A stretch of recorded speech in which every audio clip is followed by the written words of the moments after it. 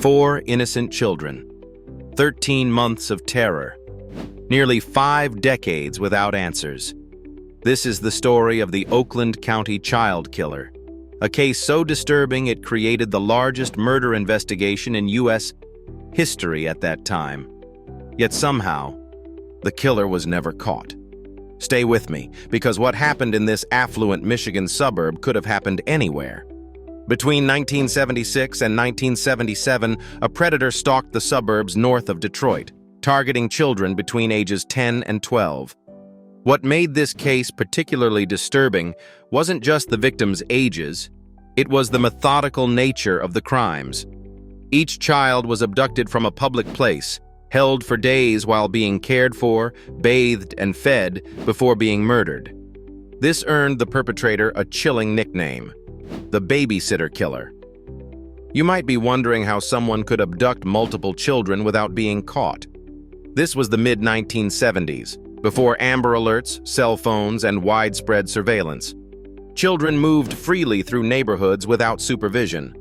Parents didn't think twice about sending kids to the corner store. That sense of security made the community vulnerable. Let's examine the timeline. On February 15, 1976, 12-year-old Mark Stebbins told his mother he was leaving the American Legion Hall to head home. He never arrived. 4 days later, his body was discovered in a parking lot. He had been suffocated, and evidence showed he had been sexually assaulted. For 10 months, the community hoped this was isolated. Then on December 22, 1976, 12-year-old Jill Robinson disappeared after leaving home during an argument with her mother. Unlike the others, Jill was killed with a shotgun rather than suffocation. Just 11 days later, 10-year-old Christine Mihelic vanished after visiting a 7-Eleven store. Her body was later found, showing the same pattern of captivity followed by murder. The final confirmed victim was 11-year-old Timothy King. On March 16, 1977, Timothy rode his skateboard to a pharmacy to buy candy. His body was found 6 days later. The autopsy revealed he had been fed fried chicken shortly before his death, the same meal his mother mentioned he loved during a televised plea. This suggested the killer was watching the news coverage. You're probably asking why, with these clues, the killer was never caught. The investigation was massive, described as the largest in U.S. history at that point. Yet despite thousands of tips and hundreds of officers, the task force was shut down after less than 2 years without naming a suspect. The case went cold for more than 30 years. In 2005, the Michigan State Police revitalized the investigation due to new tips and technological advancements. Detective Sergeant David Robertson, who took over, was the son of the original task force leader, creating a generational connection in the search for justice. Several suspects have emerged over decades. Christopher Bush, a 4-time convicted pedophile, was polygraphed about the case and released shortly before Timothy King was abducted. Bush allegedly committed suicide in 1978, though some investigators have questioned whether his death was staged. Modern DNA testing has implicated at least 2 suspects.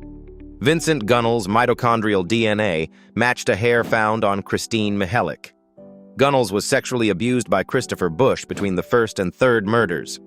When questioned, Gunnell suggested his hair could have been transferred through Bush's vehicle without his direct involvement. Despite these leads, a DNA profile from the victims' bodies doesn't match anyone connected to the case. This suggests either that the real killer remains unidentified or that multiple perpetrators were involved. Many of you might think this is ancient history, but for the families and community, the wounds have never healed. Michael Stebbins, brother of the first victim, said on the 45th anniversary of his brother's murder, "It has been a very long 45 years for me with no answers at all." The murders fundamentally changed Oakland County. Before, families felt secure leaving doors unlocked and allowing children to play freely outdoors. After, parents no longer felt safe letting children play unsupervised. As one source noted, "This is the death of 4 children, the unsolved death of 4 children that really impacted generations of people in this area." What makes this case particularly chilling is the thought that the killer might have lived among the community, perhaps even participated in the search efforts. Some theories suggest the perpetrator may have had connections to law enforcement, explaining how they evaded capture despite such an extensive investigation. The case remains open in 2025, with Michigan State Police continuing to investigate all new tips. Despite advanced forensic techniques, numerous investigations, books, and documentaries, the case remains officially unsolved. Potential leads not fully explored, allegations of evidence suppression, and the death of key suspects have complicated efforts to bring closure. But there's still hope for justice. Cold cases are being solved with increasing frequency thanks to advances in DNA technology and renewed interest in true crime. Just because a case has gone unsolved for decades doesn't mean it will remain that way forever. If you've been captivated by this dark chapter in Michigan's history, you're not alone. Before you go, I want to know your thoughts. Do you think this case will ever be solved? Drop your thoughts in the comments, and if you found this video informative, please hit that like button and subscribe for more deep dives into America's most compelling unsolved cases. Thanks for watching, and I'll see you in the next video.